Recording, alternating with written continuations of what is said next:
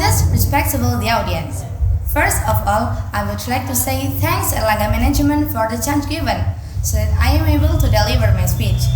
My name is HAIBA Adnindiazian.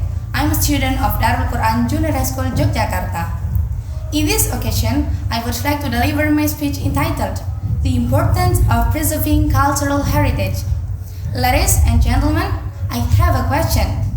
What comes to your mind when you hear the word cultural heritage? This is just a collection of ancient objects that are worthless because many new objects can replace their functions, even much better, isn't it? If you agree with this statement, I think you should think more about it.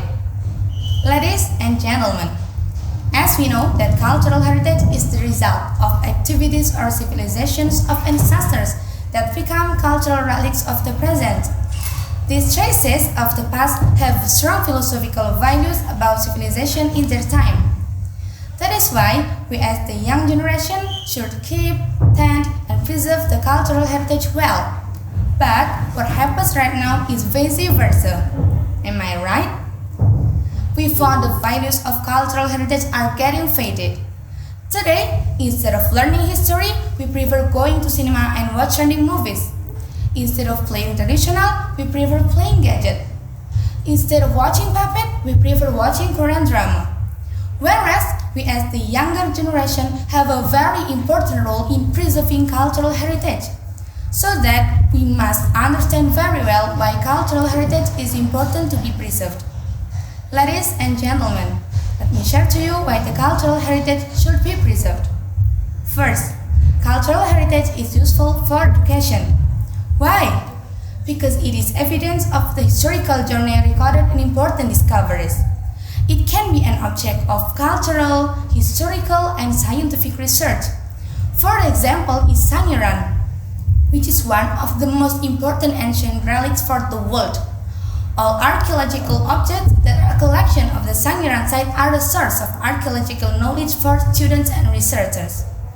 Nelson Mandela said, "Our rich and varied cultural heritage has a profound power to help build our nation." If the cultural heritage is known through the learning process, it will be very helpful in forming noble values. The noble values can be described in the form of manners, politeness in placing oneself in family, school, and daily interactions in social life. Second, cultural heritage has historical value. Indonesia has a lot of evidence that the culture of Indonesia's ancestors had high technology. Because in ancient times, the Indonesian people were able to build buildings as grand as Borobudur and Prambanan. In addition, for example in Bali, archaeological heritage as cultural heritage for the Hindu community, such as statues, reliefs, and buildings are believed to have religious values and useful for people in Bali's life. So that all historical are useful to be preserved and become the civilization of a nation. Third, cultural heritage is attractive because it's aesthetic. There is no denying that cultural heritage can attract tourists to visit because of its beauty and uniqueness.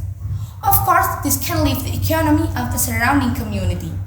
Bali is a clear example where the community and stakeholders preserve the heritage of their ancestors. They have consistently succeeded in conserving and preserving historical heritage both in daily life and in customs. This culture of preservation has a significant impact on the tourism sector. Indonesia's most famous and largest tourist visit in the Bali region. Even the international world knows Bali better than Indonesia. Ladies and gentlemen, that's all that I can share to you. Before I close my speech, let me deliver a conclusion. We as the next generation have an obligation to participate in preserving cultural heritage, because cultural heritage is evidence and a source of history for nurturing the nation's personality. That's all my speech. Thanks for watching.